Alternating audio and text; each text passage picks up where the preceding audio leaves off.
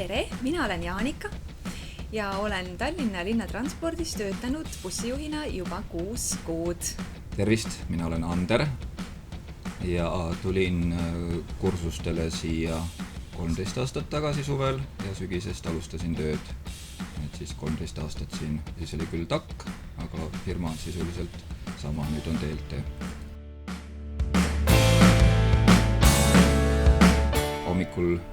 Hommikul pargist võtame bussi, soojendame bussi ülesse ja läheme liinile. Ja töö on vahetustega, on 3-4 erinevat varianti, erinevad vahetused, erinevad graafikud. Ja siis tööpäev lõpeb vastavalt kas liini lõpp-punktis, X kohas linnas või siin pargis. Kui ilma paarimeheta töötad, siis lõpetad siin samas pargis. Ja kui paarimehega, siis väga erinevas kohas võib see tööpäev lõppeda. Kas kesklinnas Obujaamas, Männikul või kus iganes lõpppeatuses. Bussijuhi põhiülesandeks on turvalise sõidu pakkumine, sõita võimalikult sujuvalt, et inimene tunneks, et on turvaliselt. Ja kui inimene lahkub bussist ja kui ta ütleb aitäh, see on juba tunnustus selle eest, et ta on tänulik sellise sõidu eest. Mina töötan ainult hommikuti, et õhtul jääks aega ka perega veeta. Et töötangi 4 päeva töötan ja 2 puhkan. Ja alustan kuskil 4:30 kuni kella 7 ja vastavalt graafiku järgi siis ka tööpäev lõpeb. Ja mina töötan vahelduva graafikuga 4 hommikut, 2 vaba päeva ja 4 õhtut. Samamoodi hommikune vahetus algab 4:30 ja 7 vahel ja lõpeb siis kella 2 ja 4 vahel ja vastavalt siis õhtune vahetus algab 2 ja 4 vahel ja lõpeb öösel 11 ja 1 vahel. Ja on olemas ka 3. variant, mida nimetatakse pikaks päevaks, kes on siis ilma paarimeheta, kas siis 8-st 8-ni või siis seal võib olla ka päeval vaheaeg, 4-5 tundi päeval vaheaeg, et graafikuid on väga erinevaid. Ja kes kardab rutiini, siis seda ei maksa karta, sest liine on väga erinevaid. Meil on kokku umbes 70 liini. Küll tavaliselt ühele bussijuhile kujuneb välja nii umbes 5 erinevat liini, aga vahetevahel võid olla ka valves reservis ja siis võid sattuda ükskõik mis liinile. Nii et vaheldus on garanteeritud.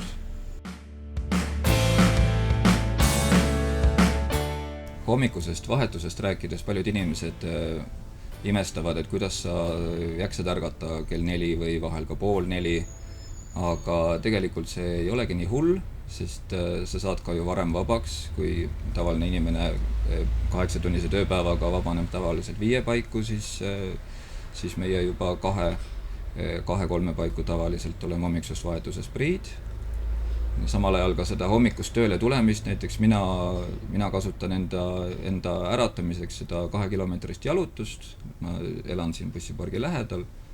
See on muidugi minu boonus, aga eks igaüks leiab oma tee, kuidas ennast hommikul turgutada.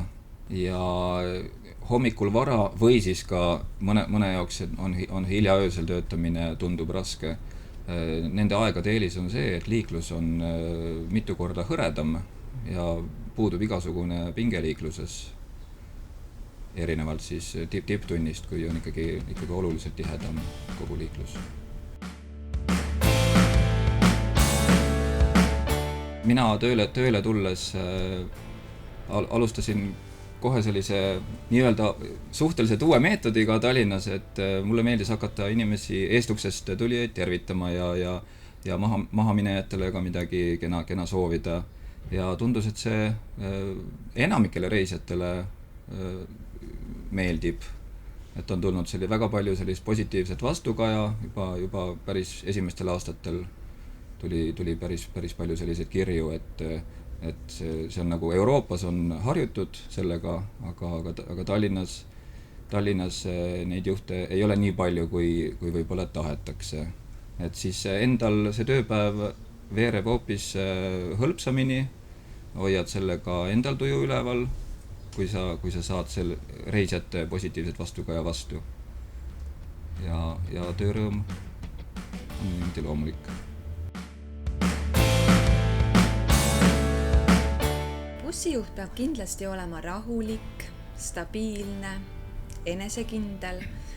Kindlasti peab oskama otsuseid väga kiiresti teha, sest meil on iga päev on erinevad situatsioonid ja see teeb selle töö väga huvitavaks. Peame olema valmis kõikideks ootamatuteks olukordadeks. Hiljuti oli väga põnev päev just üleeile õhtul, kui töötasin 5. liinil, aga tegelikult olin Hollywoodi filmivõtetel. Autode jaoks oli Pärnu maantee suletud, aga bussid lasti sealt vaheaegadega ikkagi läbi ja otse võtete keskpunktist. Õnnestus näiteks niimoodi liini peal kohtuda Hollywoodi superstaariga 3 meetri pealt, küll läbi klaasi, aga ikkagi 3 meetri pealt. Bussijuhi töö jaoks oleks vaja, et sa oled inimeste inimene ja nagu ma varem mainisin, kui sulle meeldib võtta vastutus ja kui sulle meeldib punktuaalsus, täpsus, siis ei ole sinu jaoks probleem, siis see amet sobib sulle. Meil on oluline, et ka sõit oleks sujuv, siis on kliendid õnnelikud ja kui kliendid annavad sulle tagasisidet, on ka sinu tuju parem.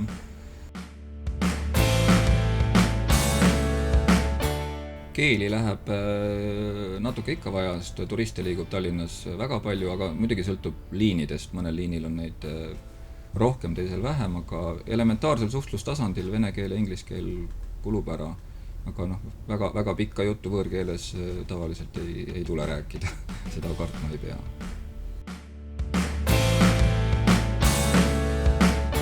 Bussijuht peab veenduma hommikul ainult, et buss oleks tehniliselt korras.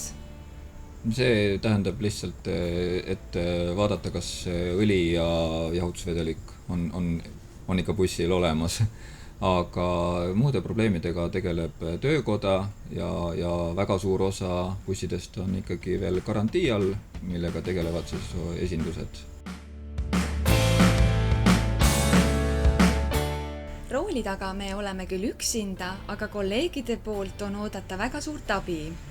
Näiteks ükskord oli natuke libe ja hakkasin kohalt minema. Buss ei liikunud ei edaspidi, ei liikunud tagurpidi.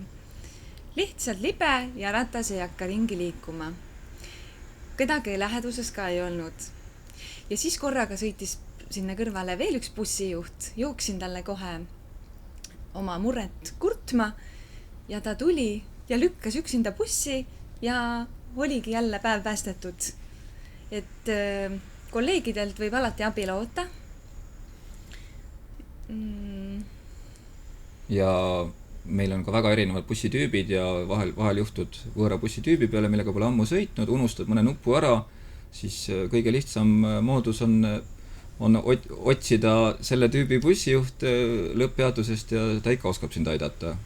Seda juhtub päris tihti, et võid ju mõne nupu ära unustada, kui pole mitu aastat mõne tüübi peal sõitnud. Kuna mina tehnikas väga tugev ei ole, siis tegelikult tunnen ma siin ennast ikkagist päris turvaliselt. Sest kui midagi juhtub, on meil veokorraldusosakond, kuhu saab igal kellaajal helistada ja abi saab alati. Et ei pea tundma ennast, mis nüüd küll saab. Ja isegi kui juhtub kõige halvem mingi avarii, siis on sisepatrull, kes tuleb ja aitab seda vormistada ja lahendada, nii et bussijuht ei ole oma mures üksi.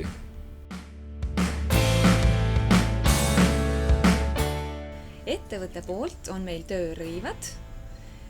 Saame käia ujumas. Siis pakutakse soodsatel tingimustel jõusaali kasutamist. Ja siin ettevõttes töötamise suureks plussiks on kindel töö, stabiilne töö, mis ei lõpe küll nii pea. Ja palgatõus on ka olnud siiski üsna pidev. Tasakesi küll, aga siiski ta on tõusnud üsna pidevalt. Ja viimastel aastatel on uuendatud bussiparki üsna oluliselt, et tehnika läheb kaasaegsemaks. Mõni aasta tagasi osteti hübriidbusse, lähiaastatel on plaanis osta uusi gaasibusse, et kogu aeg iga uue bussitüübiga see pakub ka juhile võimaluse areneda, tehakse täiendkoolitusi ja niimoodi töö käigus kogu aeg arened ja uus tehnika on põnev. Iga bussitüüp erineb teisest üsna oluliselt.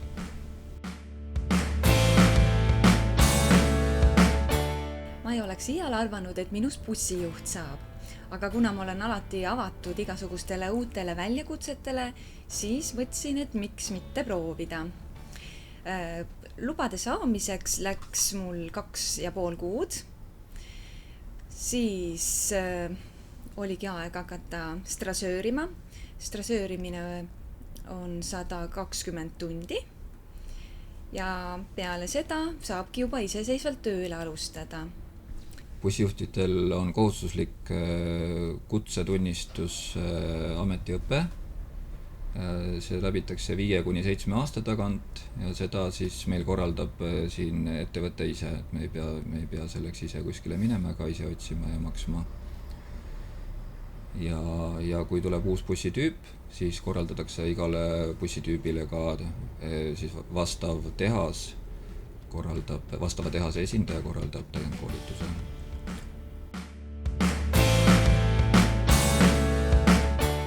Kõik bussid on automaatkäigukastiga juba aastakümneid, võib öelda, ja muidugi viimase 5-6 aasta bussid on varustatud tipptasemel elektroonikaga, mis kuvavad armatuurile kõige pisemagi veateate, nii et ei pea peadpidi mootoriruumis kogu aeg tuhnima, vaid hommikul kompuutrist saab isegi kontrollida vajalike vedelike taset.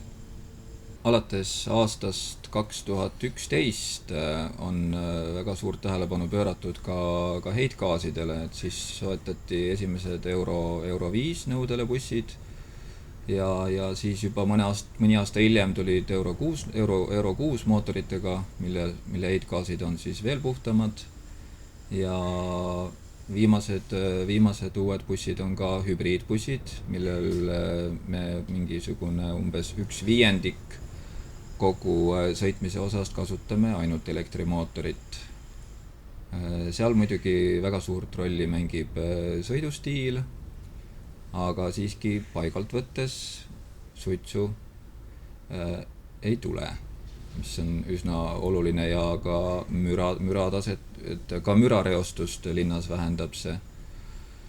Ja tulevikus on juba otsustatud, et minnakse üle paari aasta jooksul uute gaasibusside peale, mille heitgaasid on ka mõne jagu puhtamad kui diiselbusside omad.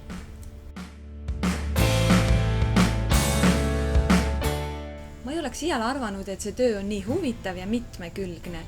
Iga päev satub uutesse situatsioonidesse ja see rikastabki päeva. Ükski päev ei ole ühesugune. Mina vastukaaluks juba päris pisikesed poisipõnnist peale valisin busse, mille peale ma astun ja tahtsin bussijuhiks saada üsna kindlalt. Küll aga läks hoopis teisiti, läksin hoopis Koka-kooli, töötasin 9 aastat Tallinkis kokana ja kuni ükskord sai sellest meeletust jooksmisest küll ja siis alles sain tulla bussijuhiks, kus oled nagu ise väike kapten laevas. Sõitjate suhtumine võib olla väga positiivne, et tihtipeale jätavad nad komme, šokolaade ja mõnikord on isegi lillekimpe ulatatud. Nii armas. Ja muidugi on ka kuulda olnud väga naljakaid lugusid. Mul tuleb meelde kuskil kaugetest aegadest, kus üks kolleeg rääkis, et talle pandi suur peotäis väga-väga küpseid maasikaid otse sinna kassalaua peale veerema, kui selline lugu tuleb meelde. Aga igasuguseid seikasid juhtub, näiteks eriti lõbus on laulupäev aeg, kui tavaliselt siis ikka võetakse laulbussis üles ja mõnel reede laupäeva õhtusel tunnil võib juhtuda ka seda, et mõni neiu tantsupeole minnes juba teeb jala bussis soojaks.